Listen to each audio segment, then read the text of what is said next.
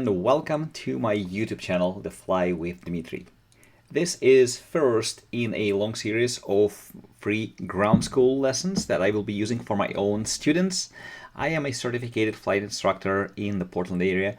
However, if you're not hiring me as your flight instructor, then please take all these slides, all these videos with a grain of caution. Please verify all the information. I do my best to provide the best and accurate information and as complete as possible. However, make no guarantee, and please consult with your flight instructor and other official FAA publications, as well as read the rest of the disclaimer.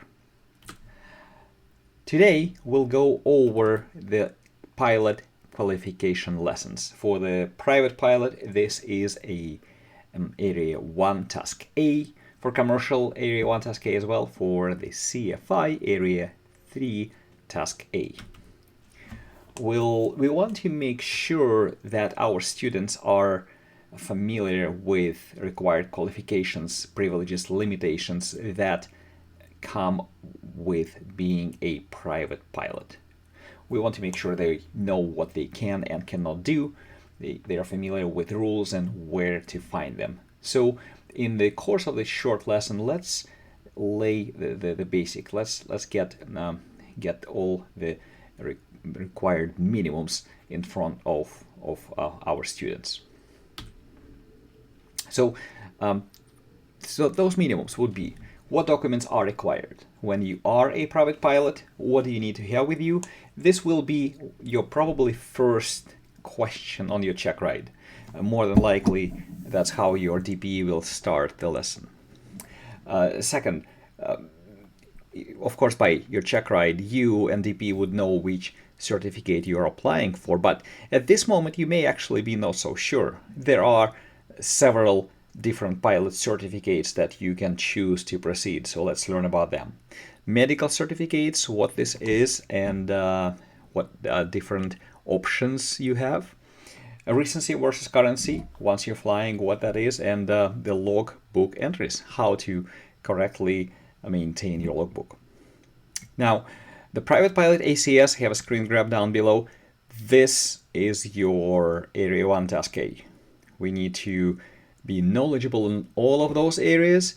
If you're not using that already, please have your ACS for the private pilot as one of your study guides.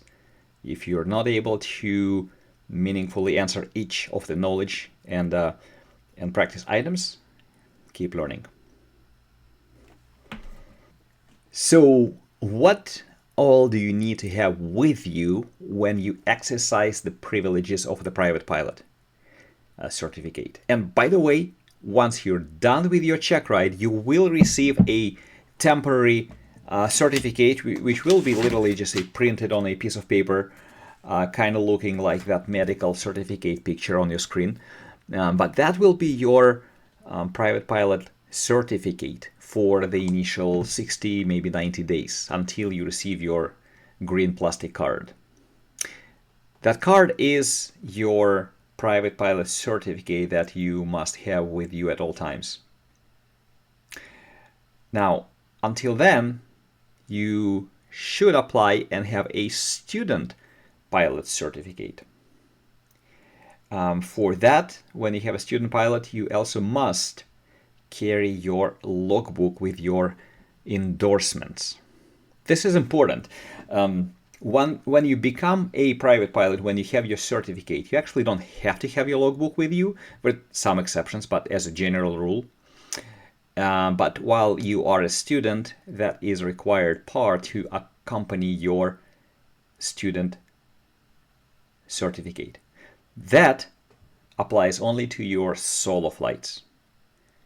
When you are taking the dual lessons with your CFI, you don't have to have anything except some cash to pay off your favorite CFI at the end of your lesson.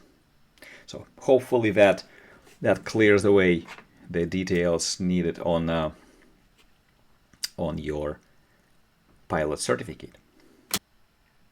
Now, small segue, but I think it's important to use correct words.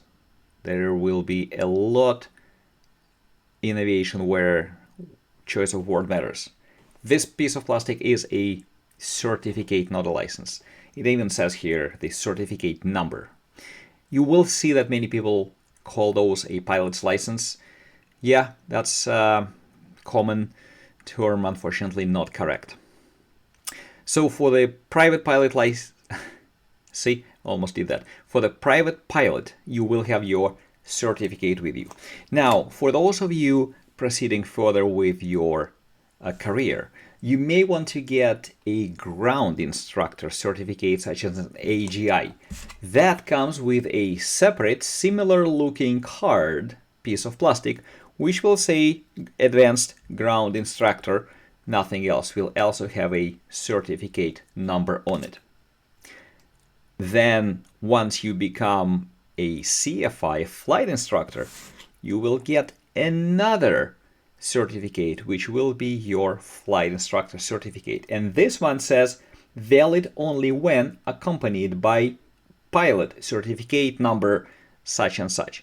So your CFI card goes with your pilot's card. You have to have both of them with you. Interesting, for the ground instructor, you don't even have to be a pilot. So there's no limitation, no dependency. That's a separate card. You can become flight ground instructor much before and separately off being a flight instructor or even remaining a pilot. If you want to teach ground lessons like I do today, you can do that without being a pilot. But altogether, those are three different cards that that make you a pilot, a ground instructor, and a flight instructor separately. Okay, hopefully enough on that. Next, you would have to have your license. Your driving license as a government form of ID would be just fine. You can also have a passport or any other official government-issued photo ID. And kind of what makes this a license, not a certificate, is that photo of you on that card. Without your government ID on yourself, you would not be legal to fly. And last but not least, your medical certificate. That is also must be on you with you in an airplane to be able to exercise your privileges. And I keep all of them in my logbook because it just makes a lot of sense to have that logbook with you. However, for the private pilot and above, logbook is not required. However, in the logbook, you have to have those currencies document. The most common ones, you have to have your biannual flight review as per 61.56. Takeoff and landings if you want to carry passengers, and that could be a day stop and go, touch and go. For the day currency, you don't have to do a full stop. Touch and go would be just fine. For the night currency, however, 61.57 Bravo 1, you would have to do a full stop. 3 of those full stop landings within the previous 90 days. Those and some other endorsements and currency requirements have to be present in your logbook, but do not have to be on you as you are flying an airplane. Now, remember how I mentioned there are 4 main pilot certificates, and you can actually go for any of those from the day one. The easiest one of all is a sport pilot.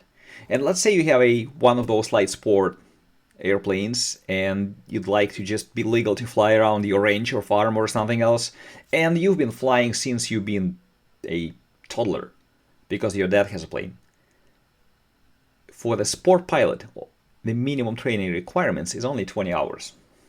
So that makes it pretty quick to get through the formalities. If all you care is just to get that green piece of plastic and only fly that light sport aircraft only in a day, and by the way, you don't have to bother with the medical certificate. So while that Sport Pilot gives you a quick and easy path to a light sport aircraft. You can't fly during the night, and there's no further path to commercial pilot or some other fun things that you could do. So very limited circumstances call for a sport pilot certificate. Now the next one is a recreational pilot. You can look up details in 61.99. A little more training, 30 hours. You have to have a third-class medical certificate. And again, by default, you're limited to VFR only. And if you want to fly longer distances and at night, you have to have additional training and endorsement, which will probably push you over those 40 hours anyway. There is a limitation on the power of aircrafts, 180 horsepower. You can take a four-seater like a Cessna 170, 172, but you can only have one passenger. Again, reasons why you would need a recreational pilot are very slim and rare, and kind of situations are rare when you would need that. Limitations are severe.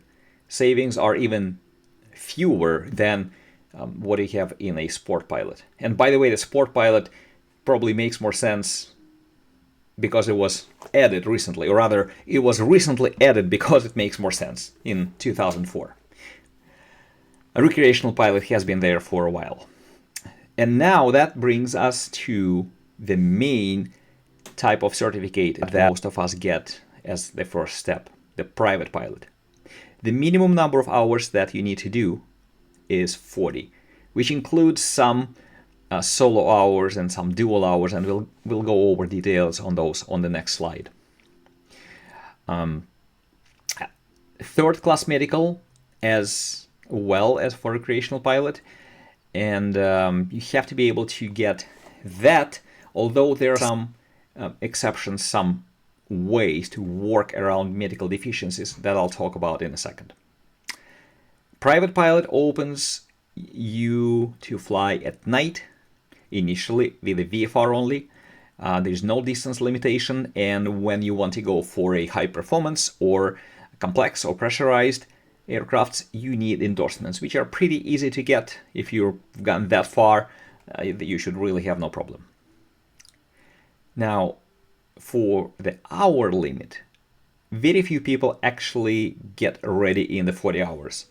Unless you've been maybe playing your Microsoft Flight Simulator at home extensively, and the routine of reducing power, raising flaps or lowering flaps, and setting aircraft for landing is so natural that you don't have to even think about this anymore.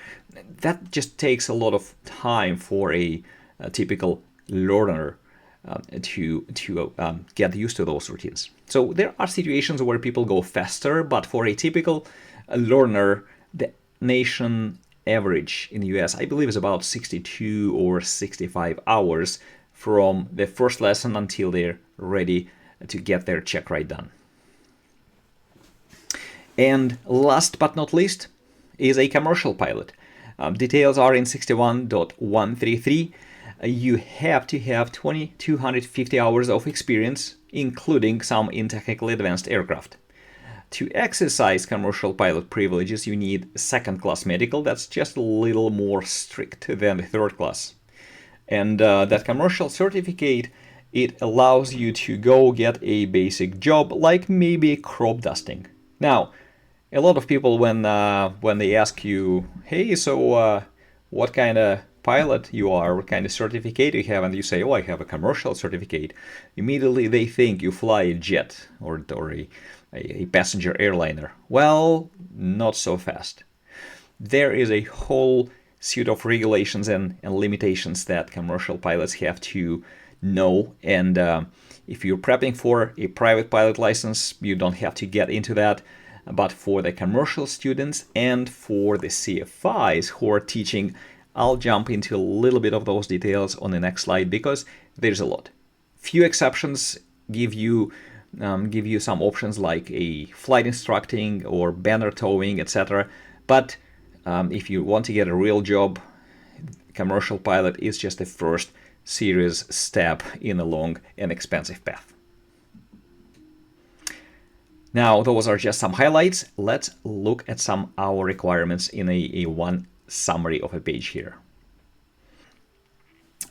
Well, I told you about the total hour requirements. Let's look at how those hours break down. For a sport pilot, total of minimum 20 hours.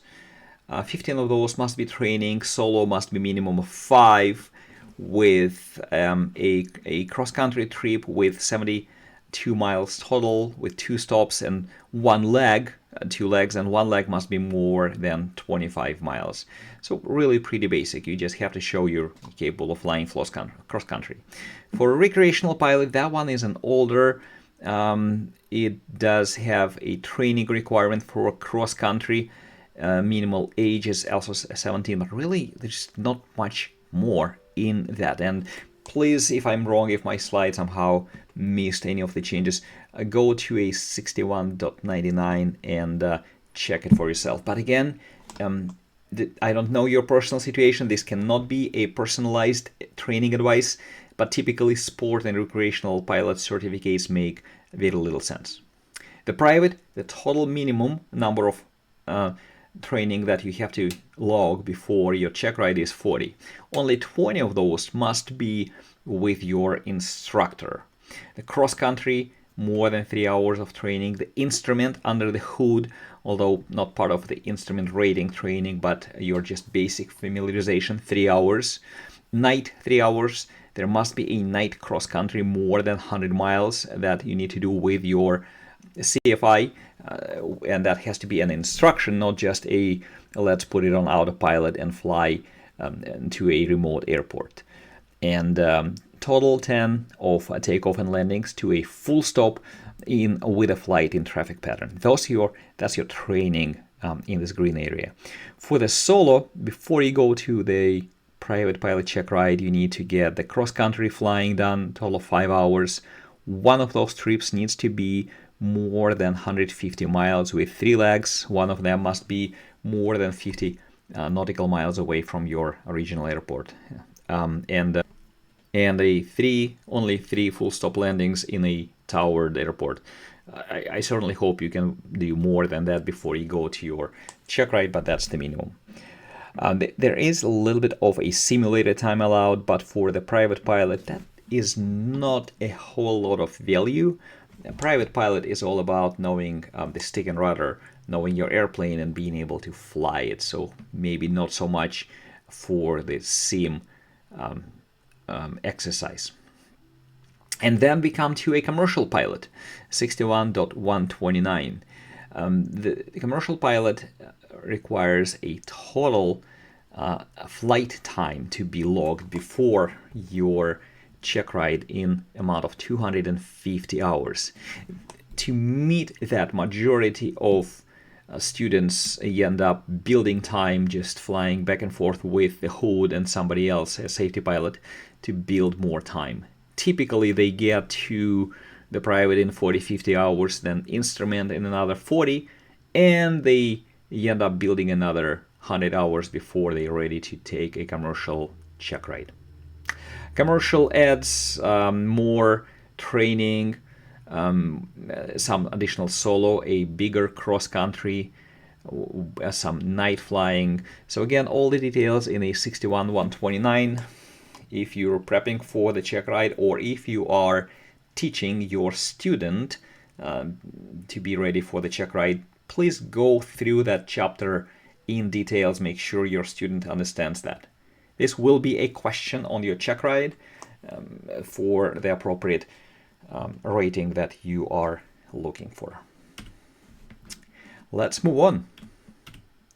So, slight segue into the private pilot privileges. That's just in case you just now started to watch this video. So you get a private pilot certificate. What are you actually able to do? And again, this is not a full, all-exhaustive list of privileges, but what are the key things that you're able to do? Well, you're definitely able to fly an airplane. Also, you are allowed to act as a PIC transport transporting passengers from point to point for a charitable organizations. That one is important. Angel flights and other Eagle flights, events that you can participate and become part of community. It's pretty great stuff. Now, as a private pilot, you can do that. You don't have to be a commercial pilot. Also, in the US, as a private pilot, you can fly out of all public airports, including Class Bravo. That one certainly requires some additional training, but you're legal and allowed to do that. By the time you get your certificate, you will be taught to fly at night and you will be legal to fly at night. Now, this is different in Europe. Flying, at least in UK, from what I know, takes additional endorsements and trainings. In US, this will be part of your basic training. For passengers, when you fly with passengers, you can ask them to pay a portion of the actual operational costs. So if you're renting an airplane for $300 an hour, then 3 passengers in a plane, including yourself as a pilot, each pitch in $100. So the pilot cannot pay less than a pro rata share for those expenses. And word of caution, that does not include maintenance or storage or any other expenses that a pilot-owned aircraft actually has. So if you're taking your own aircraft on a flight with friends, really all they can pay for with you is fuel and any tie-down fees or landing fees, but they can't pitch into your maintenance or overhaul or anything else. So be careful, stay legal, don't lose your license. There are some situations where you can participate in search and rescue missions. Civil Air Patrol has been doing a lot of those in the previous years. Now that's actually done more and more with drones.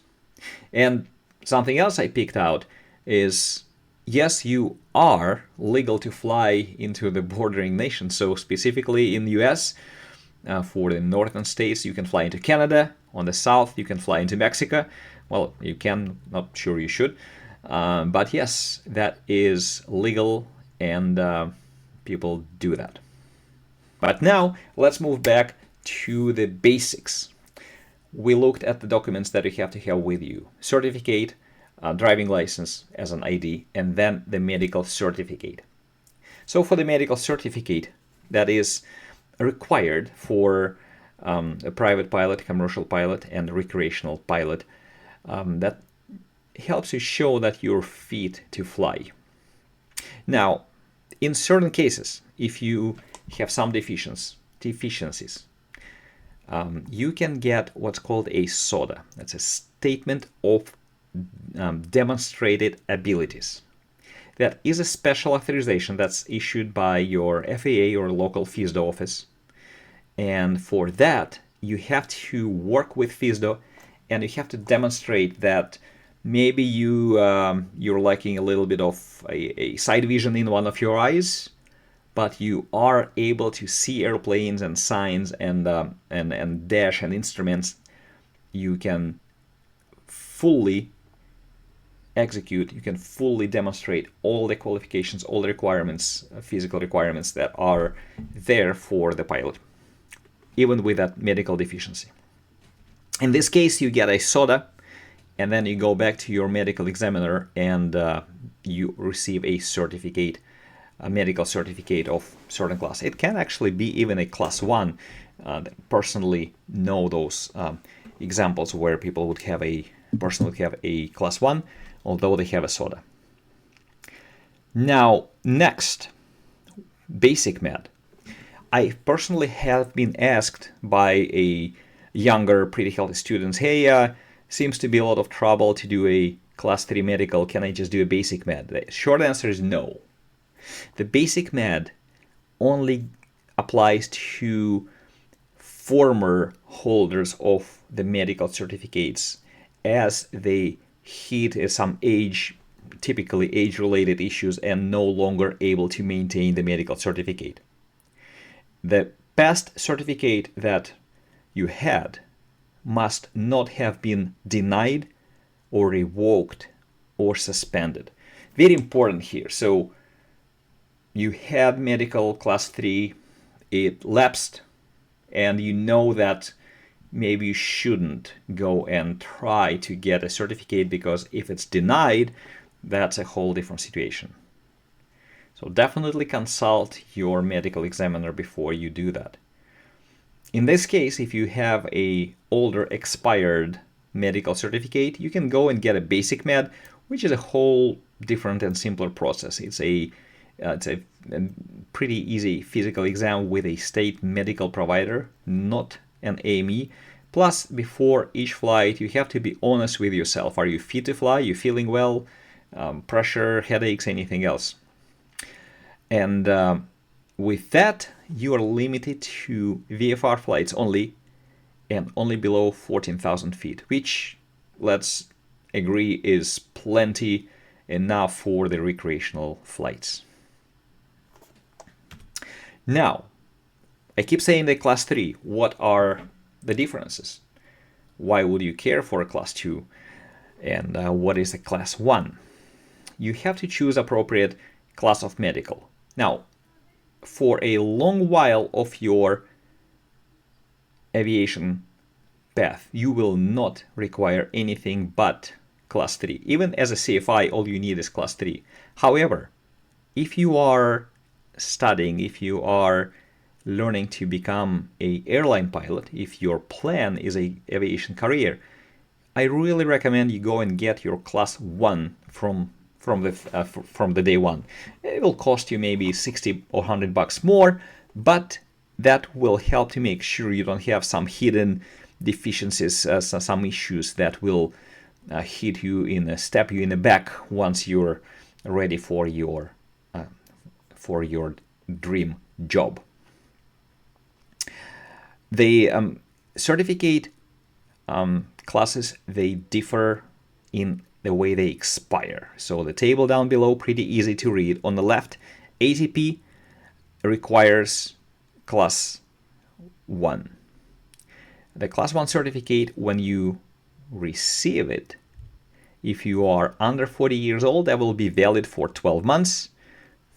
If you're over 40 years old, you have to refresh it every 6 months. Now, for an ATP, you require the privileges of that first class medical, so that's your limit. Now, this first class certificate does not expire at 6 months. It loses some of its privileges. So with a 13-month-old class 1 medical certificate, you can exercise the privileges of a class 3 medical. You still have a class 1 certificate, just the age of it, the amount of days passed since your exam puts you in a class 3 privileges area. That's how you read the table. And for most of you out there in below 40 with your private pilot journey and exercises, you are good for the whole 5 years with each of your medical certificate class 3 certifications that you receive. But again, get a class 1. It will be good for you for the same 5 years as a class 3 privileges, but at least you will know that you are fit to be a commercial pilot. Now, how do you actually get one?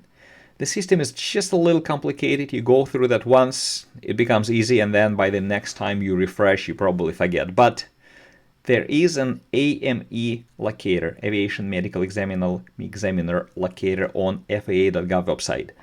Honestly, not the easiest tool. I kind of struggle to find it helpful or useful. Instead, simply just Google for local AME. The providers, they advertise themselves. They typically have a web page. The way you would know that they are in FAA system is they will guide you to fill out the form, the application that's required before you come in for an examination. So Step number 2, you locate your preferred doctor.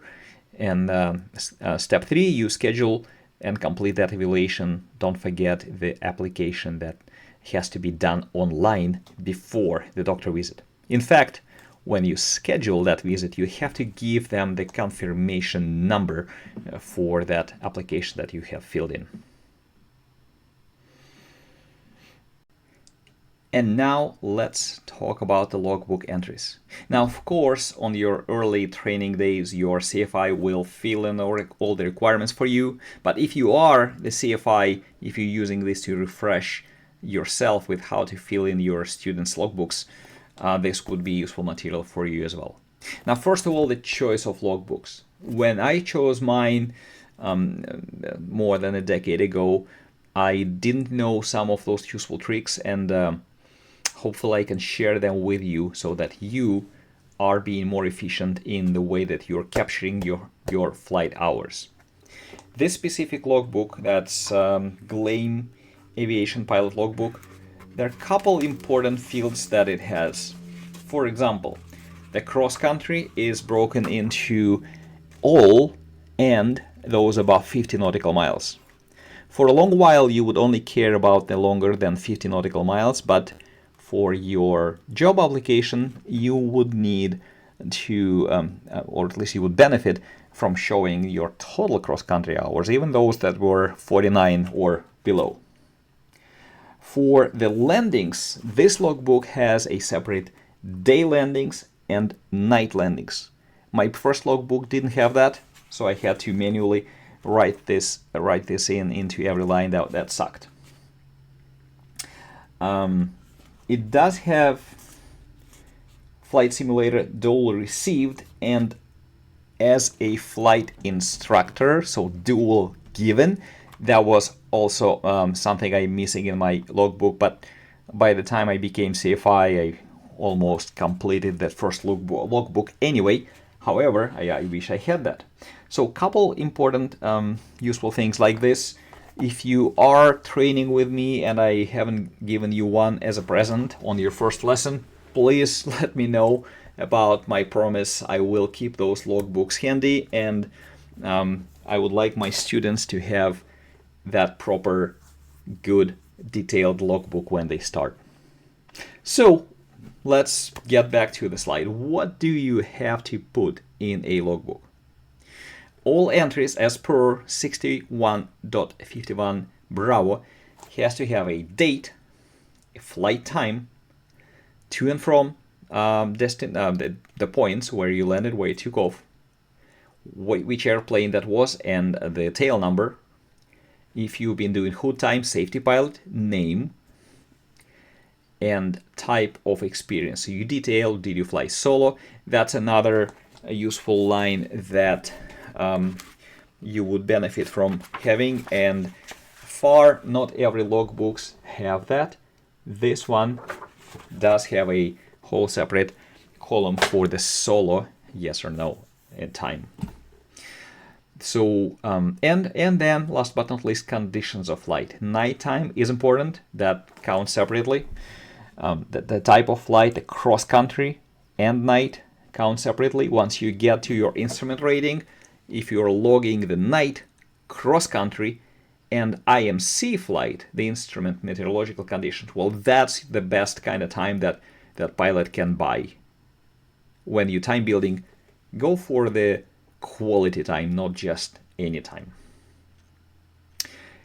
Then next, for trainings as per 61.51 hotel, each training line has to be endorsed, which means signed by a authorized instructor with a certificate number, certificate expiration, and description of the training given and time. So what I write out is steep turns, climbs, descents, level out, whatever else that we did.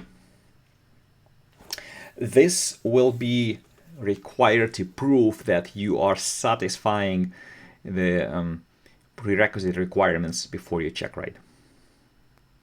Now, this is, you can say, only required to meet your recency requirements, or to earn a certificate. You'll have to prove that you did a lot of training, that you had those night solo cross-country etc. hours. Otherwise, if all you have is a airplane that you fly for your own leisure, all that you need to do is to show your biennial flight review. You wouldn't actually have to log any hours, unless you plan to refer to those later as your total flight experience. Flight time is logged according to the Hobbs meter. That's another nuance. On some planes, you wouldn't have a Hobbs, which is a simple timer. And often I would see people log their flight time according to a tach, which actually runs slower when your engine is idling. If you're flying at real low RPM for a real long time, instead of actual 1 hour flight time, you may be showing 50 minutes or even less. So don't cut yourself short, put a Hobbs or put a timer. The actual time that airplane is controlled by yourself as a pilot, including your taxi time, that all counts. We spoke about the logbook. Yes, if you have future training plans, make sure you have one of those detailed logbooks with all those solo, simulator, TAA, etc. fields. That really helps to fill it in when you fly and keep that running summary of all those different types of time. And of course, nowadays, ForeFlight is automating all that, makes it super easy. Now, as for me, my personal preference is to keep both. ForeFlight is super easy when you need to run a quick summary or quick export of a specific category or type of flying, or if you meet a specific requirements for a certificate. But I'm just a little worried that the digital data may be altered by mistake or lost. In the ForeFlight, it is sometimes possible to accidentally click on existing logbook and change it, logbook entries and change them.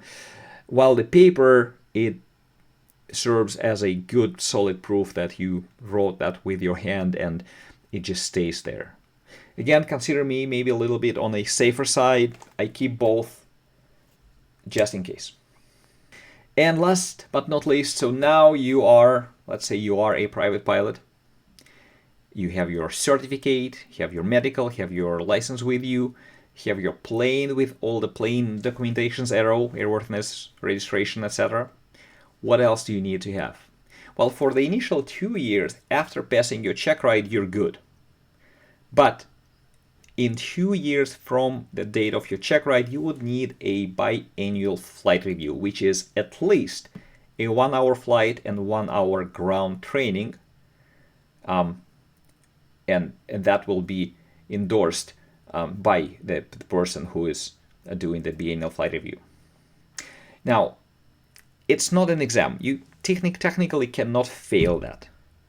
But it may take you longer than 1 hour to get your endorsement.